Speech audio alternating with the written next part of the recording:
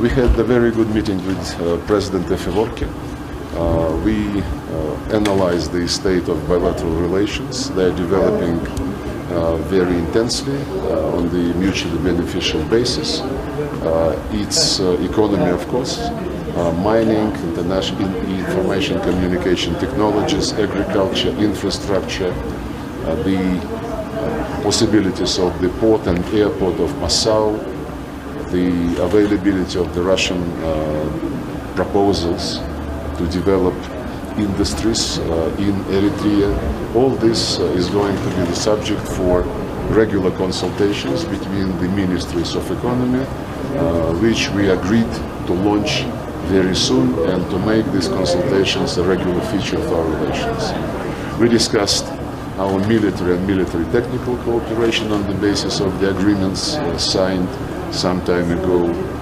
We are ready to satisfy the needs of Eritrea as regards maintaining its defense capacities, and we certainly will be cooperating in humanitarian matters. We are ready to increase the number of scholarships which Eritreans receive every year from the Russian government.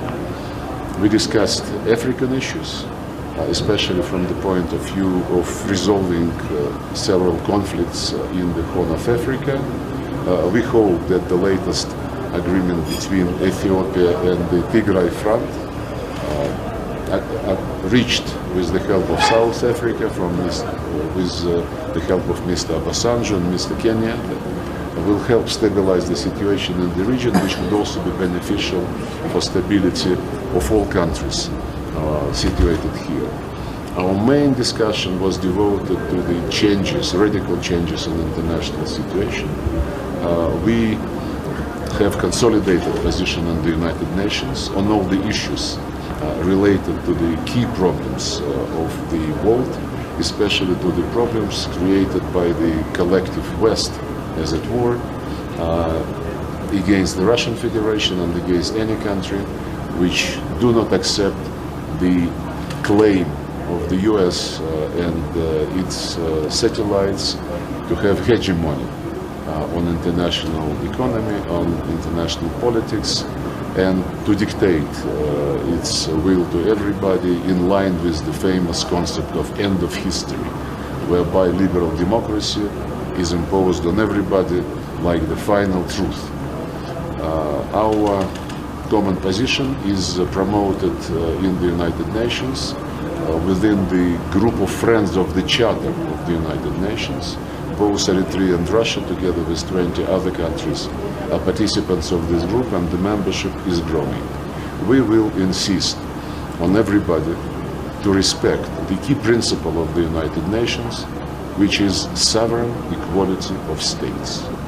This principle is being grossly violated and disregarded by the US, NATO, and the European Union, and this principle must be respected by them, and we will insist on this. Multipolar world is a reality. New centers of economic development, new centers of financial might and of political influence are growing objectively. This is an objective process, and the attempts which are being undertaken to stop this objective course of history are doomed to fail. And of course, we would like to launch a dialogue on the issues which will help unite countries which are law-abiding, which respect the United Nations Charter, and which should be mobilized to defend international law, to defend the values of the United Nations, not somebody's invented values which the West tries to impose on everybody else. And one of the important steps in this direction would be the second summit between Russia and Africa, which is scheduled to take place in St. Petersburg, end of July this year.